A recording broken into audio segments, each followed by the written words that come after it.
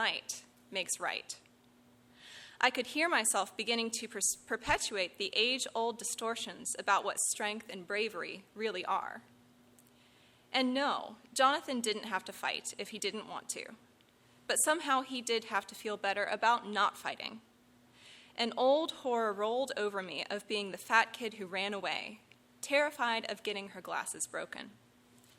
About that time, a very wise woman said to me, "Have you ever told Jonathan that once you used to be afraid too?" The idea seemed far out to me at that time, but the next time he came in crying and sweaty from having run away again, I could see that he felt shamed at having failed me or some image he and I had created in his head of mother, woman. Because our society teaches us to think in an either-or mode, kill or be killed, dominate or be dominated, this meant that he must either surpass or be lacking. I could see the implications of this line of thought. I sat down on the hallway steps and took Jonathan on my lap and wiped his tears. Did I ever tell you about how I used to be afraid when I was your age? I will never forget the look on that little boy's face as I told him the tale of my glasses and my after-school fights. It was a look of relief and total disbelief, all rolled into one. It is as hard for our children to believe that we are not omnipotent as it is for us to know it as parents. But that knowledge is necessary as the first step in the reassessment of power as something other than might, age, privilege, or the lack of fear. It is an important step for a boy whose societal destruction begins when he is forced to believe that he can only be strong if he doesn't feel or if he wins. The strongest lesson I can teach my son is the same lesson I teach my daughter, how to be who he wishes to be for himself. And the best way I can do this is to be who I am, and hope that he will learn from this not how to be me, which is not possible, but how to be himself. And this means how to move to that voice from within himself, rather to those raucous, persuasive, or threatening voices from outside, pressuring him to be what the world wants him to be. And that is hard enough.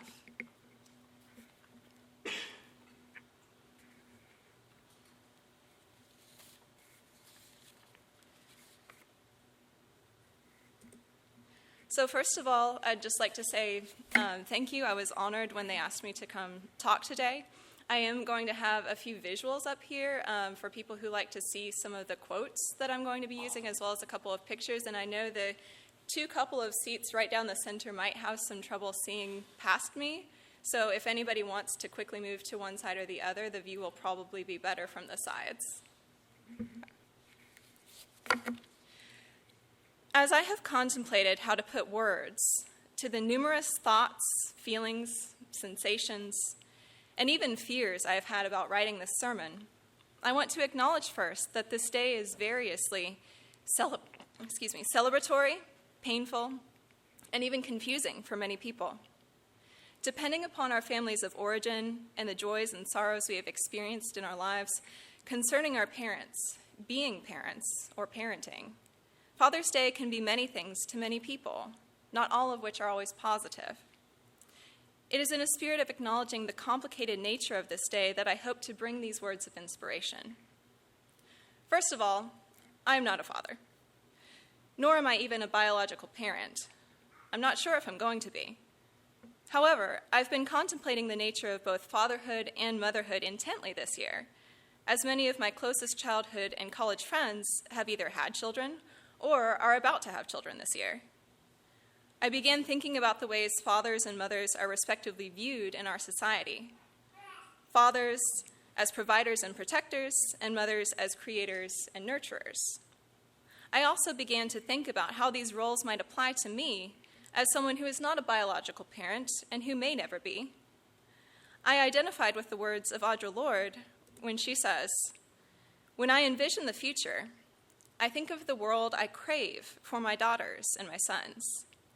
It is thinking for the survival of the species, thinking for life. I work for a time when women with women, women with men with men, all share the work of a world that does not barter bread or self for obedience, nor beauty, nor love. And in that world, we will raise our children free to choose how to best fulfill themselves. For we are jointly responsible for the care and raising of the young, since that they be raised is a function, ultimately, of the species.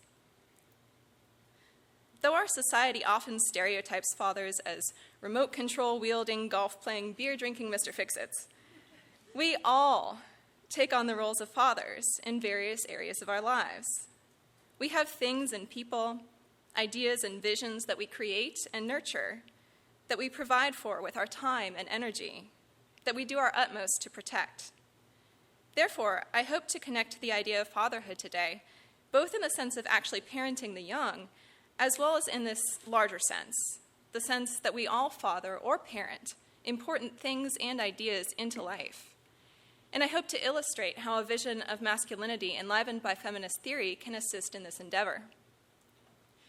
When I was in college, one of my aunts wrote me a letter in which she told me to beware the feminists and the liberal professors. Feminism has become something of another F word in contemporary American society, almost a taboo. Many of us have heard media messages that say implicitly or explicitly that feminists are man-haters, angry lesbians, or so far out of the cultural mainstream as to deserve derision. Fortunately, I didn't listen to my aunt, and feminism has deeply enhanced my life, though it also challenges me and makes all my human interactions more complicated, fraught, and sometimes even dangerous.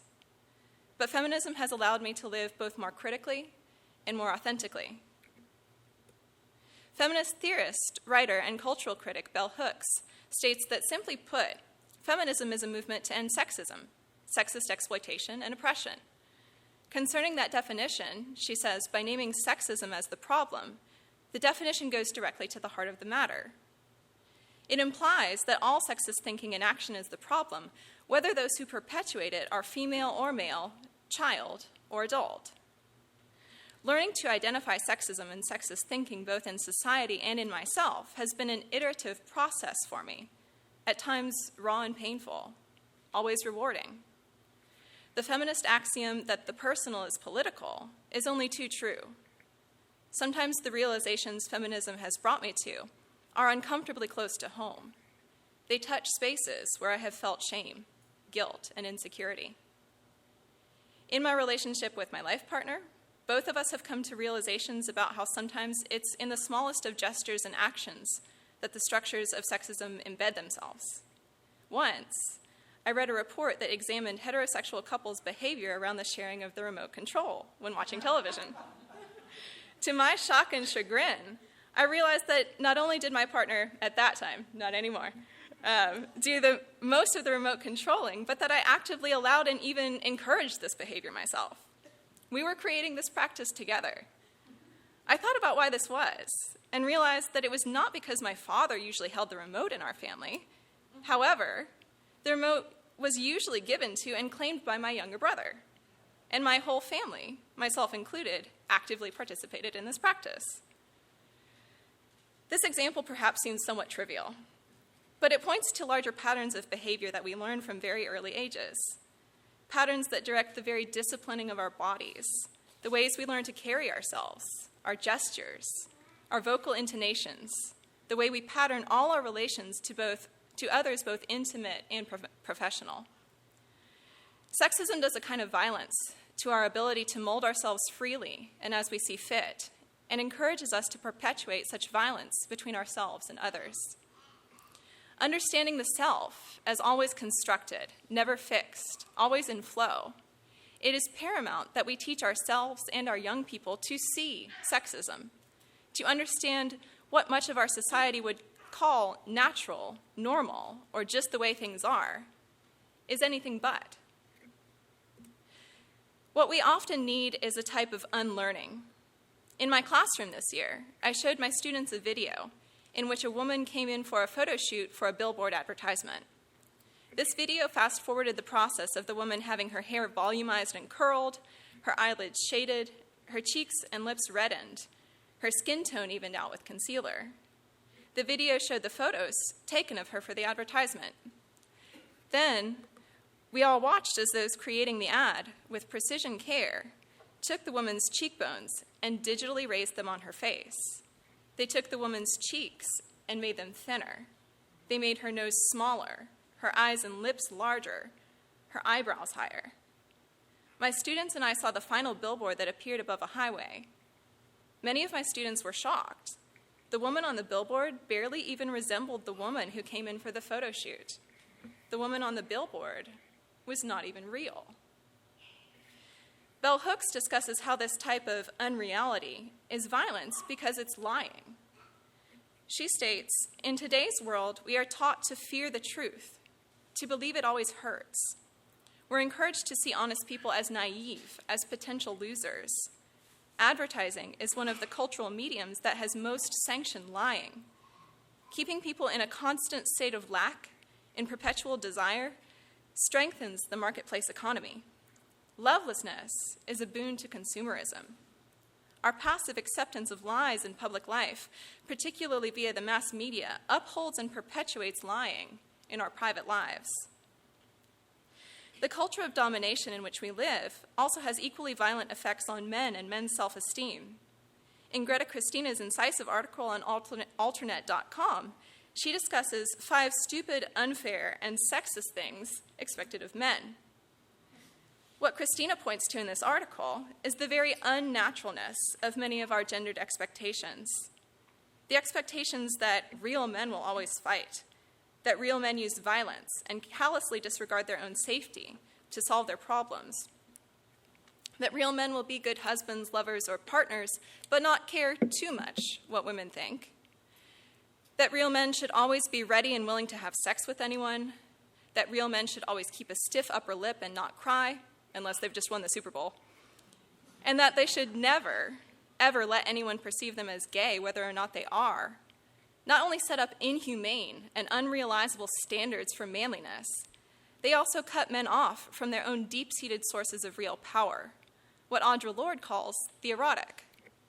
She defines the erotic not in the exclusively sexual sense, but as a measure between the beginnings of our sense of self and the chaos of our strongest feelings. It is an internal sense of satisfaction to which, once we have experienced it, we know we can aspire. Men are encouraged to deny and disconnect from their deepest feelings and satisfactions in order to be called real men.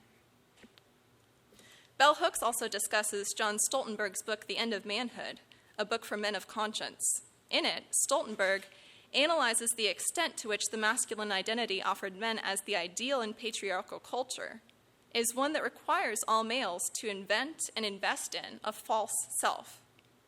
From the moment little boys are taught that they should not cry or express hurt, feelings of loneliness, or pain, that they must be tough, they are learning how to mask true feelings. This is not to say that there are not spaces and scenarios where this has started to change, but I still see these expectations deeply woven into the lives of many of the male students I teach. Indeed, my male students reaffirmed this idea for me on several occasions this year. My students chose themes in American literature for final wrap-up projects in May, each group covering its own theme. I had 2 male students who had both, on paper, not aloud, expressed an interest in the theme of love and its real meaning, so I paired them together. However, they expressed hesitation about how they would be perceived. One said, 2 guys, you know what I'm saying?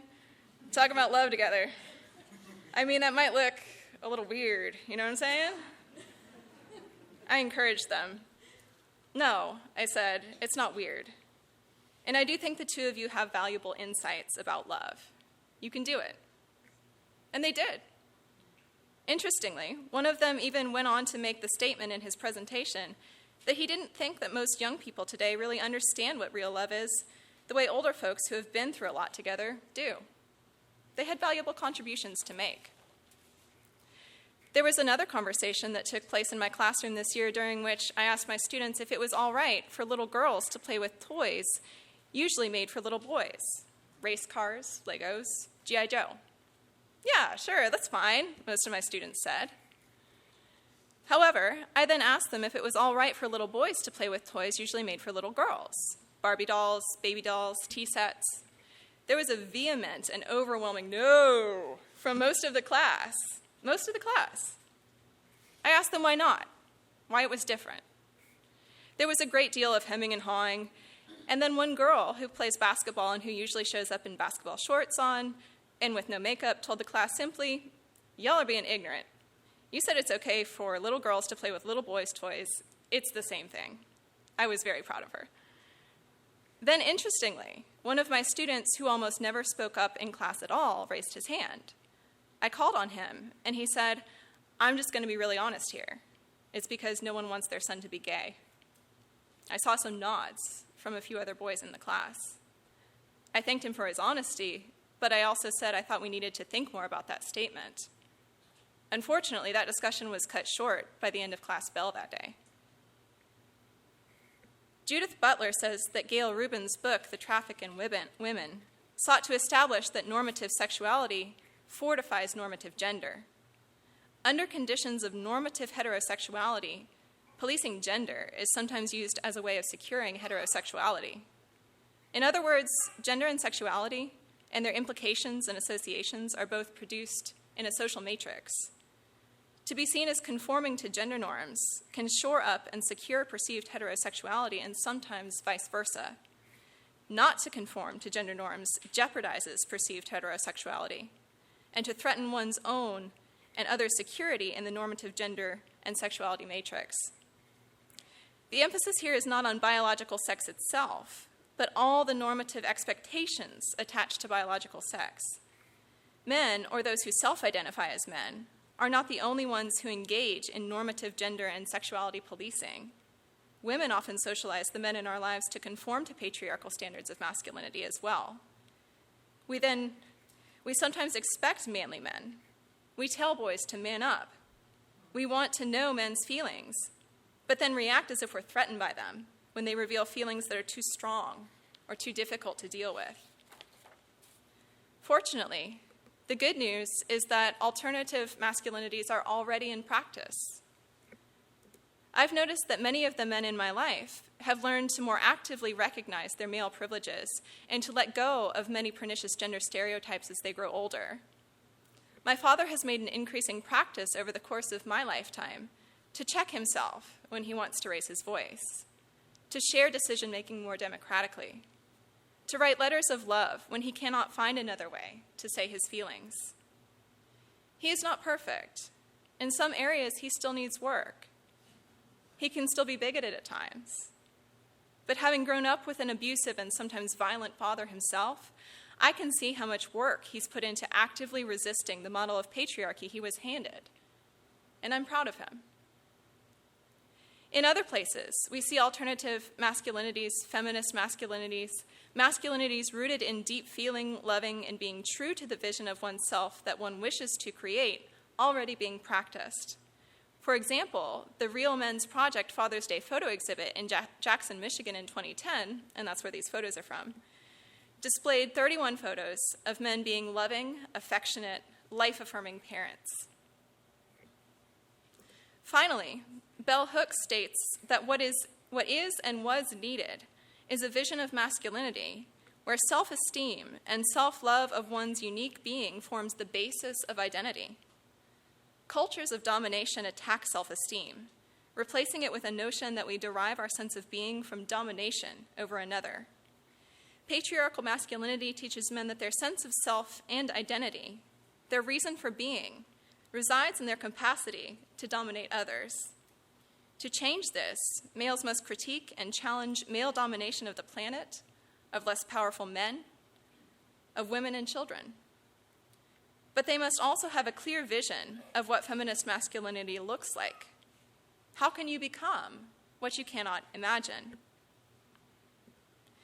I would like to end today with a series of questions for reflection, questions that I challenge myself, no less, to continue to reflect upon. How often do we, privately and often silently, with razor precision, go within ourselves and scalpel away pieces of our living flesh and spirits to try to make ourselves look or act more like the advertisement or the superhero or the manly man?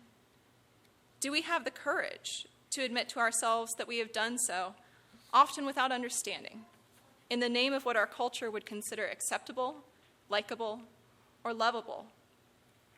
Can we move past shame and guilt into a self-acceptance and forgiveness of both ourselves and others that is not complacency, but in fact is the opposite of complacency? A healthy self-responsibility, an affirmation of self that refuses to turn away from that which is painful, but most necessary to see. When we parent, when we relate to our partners of any gender, and when we teach, what kinds of relationships do we model? Who dominates the conversation? Who gets to interrupt? Who defers? Who holds the remote? Is sharing equally actively encouraged? Who assumes primary responsibility for house guests? For pets? For cleaning the bathtub? How do we teach our children to recognize the unfairness, the unreasonableness, and the violence of sexist and gendered expectations and stereotypes, whether they come from mass media or from our children's own peers at school? Do we teach them active acceptance of those who are gender nonconforming? How do we teach them healthy and responsible self-love so that they can create themselves as they wish to become? And whatever we are parenting into existence in our lives, be it children or otherwise, how do we make space for deep feeling and purpose in our work and not be ashamed of those deep feelings and purposes showing as we work? How can we work toward more liberated, critical, and purposeful becomings in all aspects of our lives?